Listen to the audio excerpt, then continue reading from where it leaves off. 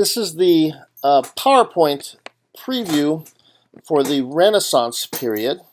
Now, the Renaissance period was approximately 1400 to 1600 in Europe, and it's really about a few different things. But Renaissance, in this era, we have some certain social and cultural characteristics.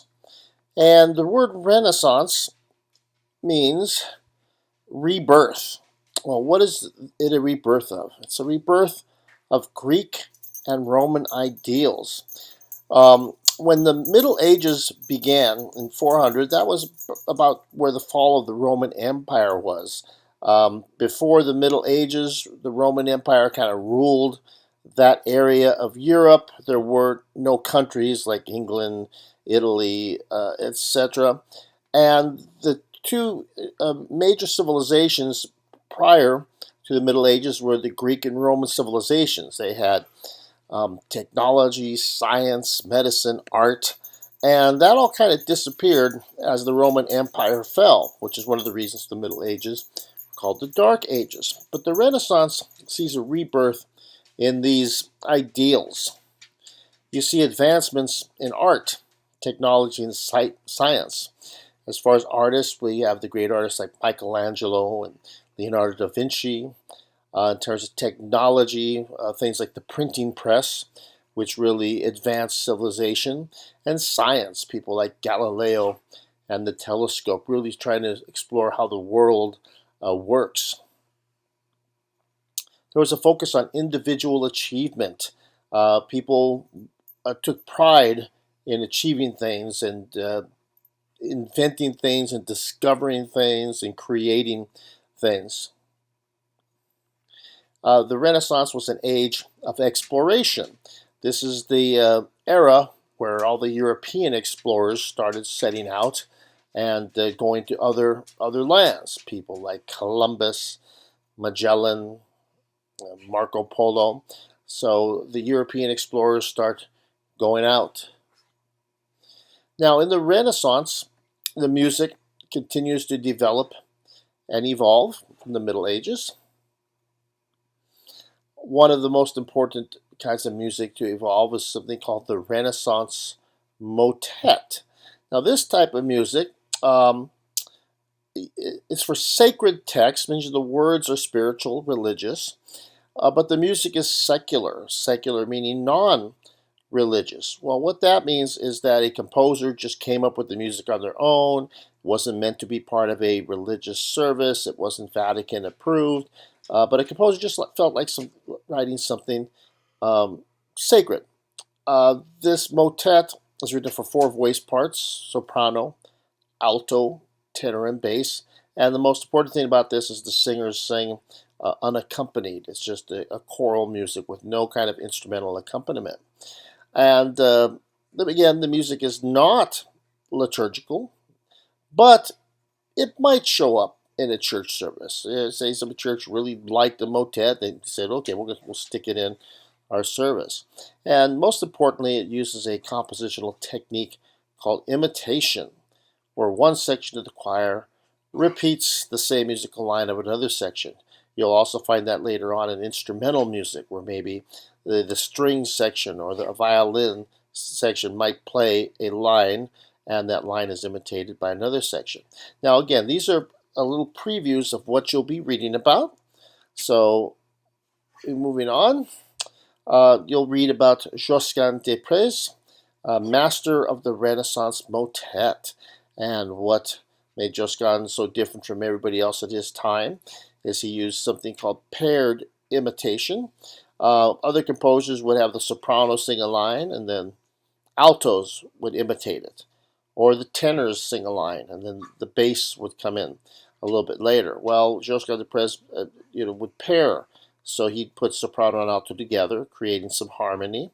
And then tenor and bass would imitate, creating some more harmony. The overlapping cadences and the different points of imitation will be in your readings. So I won't elaborate on that now. And then we get to a section in your book of the Reformation and the Counter-Reformation. What the Reformation was is Martin Luther, a German priest, was trying to address what he saw as a lot of issues in the Catholic Church that needed changing. Issues of corruption, things like you know the church was selling um, bishop commissions, and they were selling. Um, you can get into heaven if you pay us enough money, that kind of thing. And there was also questions of Catholic dogma. So Martin Luther posted a huge list of what he felt had to be changed in the Catholic Church.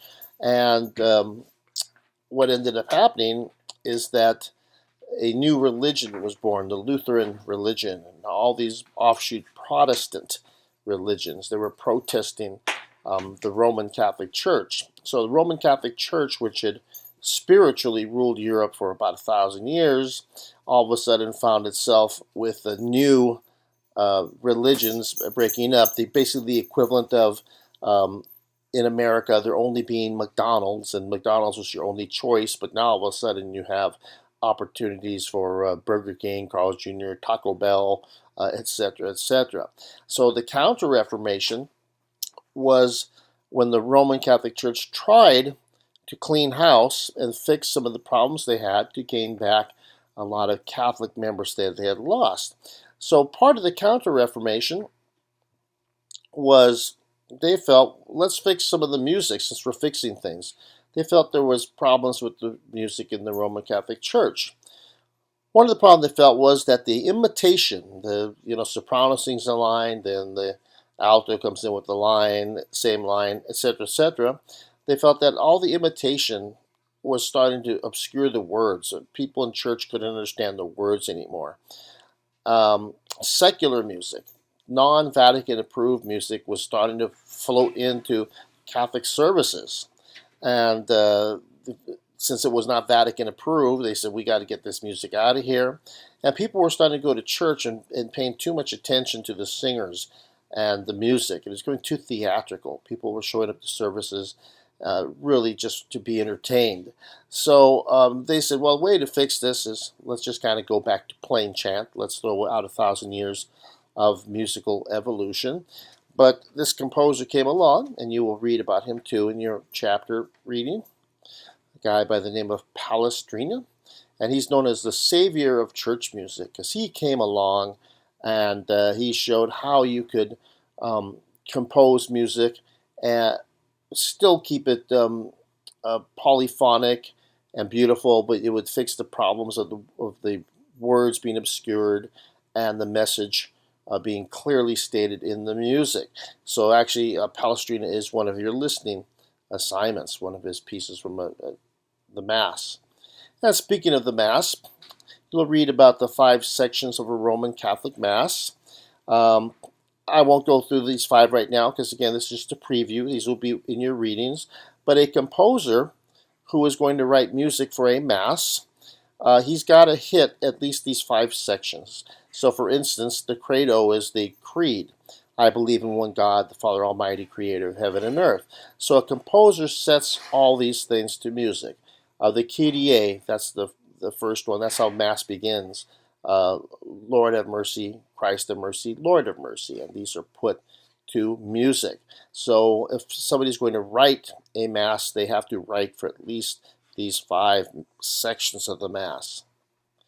You're going to read about the Renaissance madrigal.